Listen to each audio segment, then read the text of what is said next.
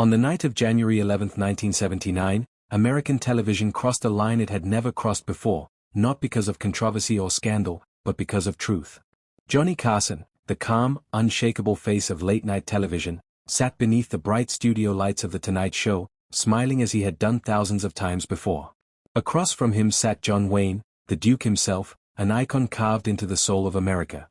To the millions watching at home, it looked like another legendary interview between two giants of entertainment. But beneath the laughter and familiar banter, something far heavier was waiting to surface, something no scriptwriter could have imagined and no producer could have prepared for. The interview began warmly, just as audiences expected. Johnny and Wayne shared stories, laughed easily, and fell into the natural rhythm that only comes from years of genuine friendship. This wasn't a host talking to a guest. This was two old friends enjoying each other's company. The audience laughed loudly, comforted by the familiarity of it all. Yet as the minutes passed, something subtle shifted. 11 minutes into the show, John Wayne stopped mid-thought. It wasn't dramatic at first. He simply paused. But the pause stretched too long. His eyes settled on Johnny with an intensity that immediately quieted the room. When he spoke again, his voice was softer, steadier, and stripped of performance.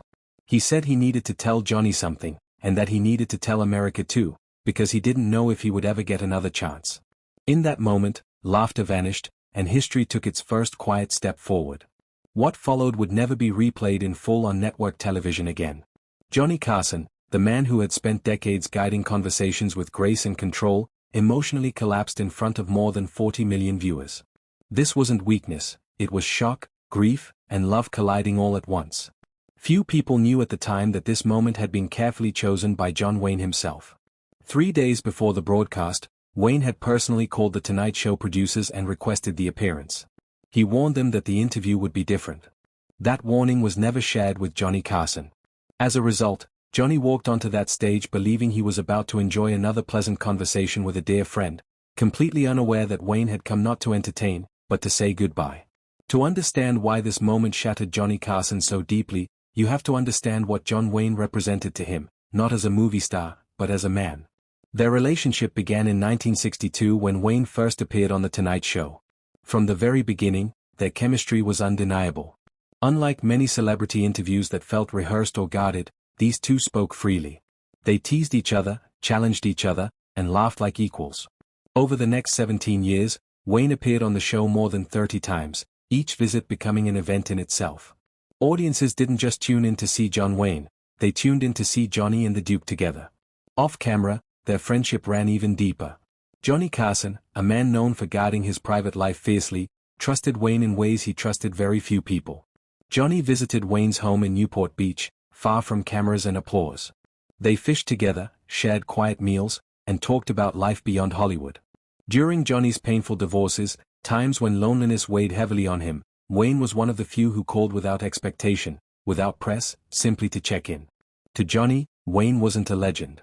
He was family.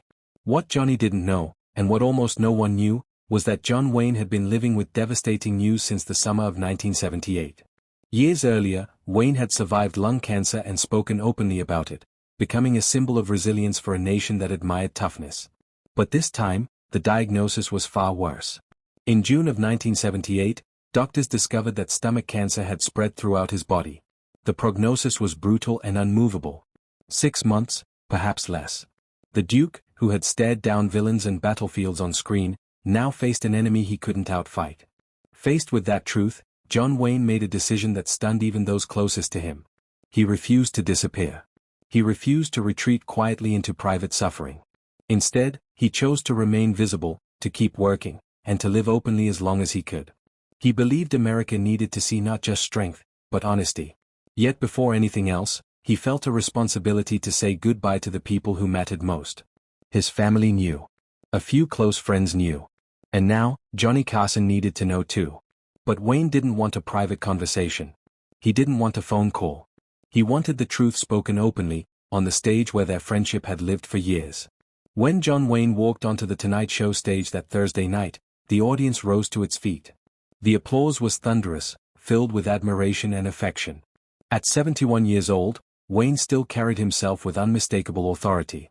He wore his familiar Western jacket, moved with deliberate confidence, and smiled like a man who had nothing left to prove. Johnny stood to greet him, beaming with genuine joy. For the first 11 minutes, everything seemed perfect. Wayne joked about aging, shared stories from True Grit, and poked fun at himself with the ease of a master storyteller. The audience loved every second. But Johnny Carson had built a career on reading people, and he felt it immediately. Something was different. Wayne paused more often than usual. His eyes wandered across the audience, lingering as if he were committing faces to memory. His jokes landed, but behind the humor was a heaviness Johnny had never seen before. Then, without warning, the showman vanished. The legend softened. The man remained. Wayne leaned forward and told Johnny he needed to say something before continuing. The laughter stopped instantly. The studio fell silent. Johnny leaned in, sensing that something irreversible was about to happen. Wayne took a breath, looked directly into the camera, then back at his friend, and spoke 3 words that changed everything. "I'm dying, Johnny." The words didn't echo, but they didn't need to. They landed with the force of a freight train. Johnny's face drained of color. His hands trembled. For the first time in his career, he had no words. What happened next stunned the audience, the producers, and Johnny himself. Johnny Carson broke down completely, sobbing openly on live television. This wasn't controlled emotion or dignified sadness. This was raw grief, the kind that takes over your body before your mind can react. The audience didn't know whether to applaud, cry, or look away. Producers in the control room froze, unsure whether cutting to commercial would dishonor the moment. Cameras kept rolling, capturing something that television was never meant to show. Then John Wayne stood up.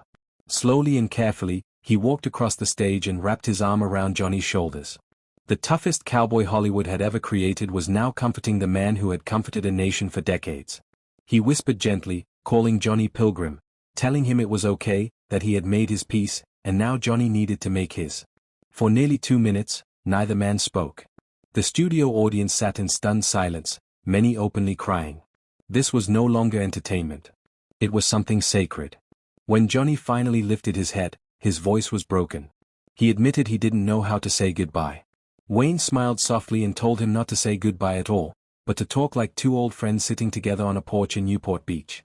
From that moment on, the interview format disappeared entirely. They spoke honestly about family, fear, regrets, and love. Wayne admitted he was afraid of leaving his children behind. Johnny admitted he didn't know how to keep doing the show knowing his friend wouldn't be watching anymore. At one point, a man in the audience stood and asked Wayne how to be brave in moments like this. Wayne answered without hesitation. Courage, he said, wasn't about not being scared. It was about being scared and moving forward anyway. It was about telling the people you love that you love them while you still can. When the broadcast ended, the impact was immediate and overwhelming.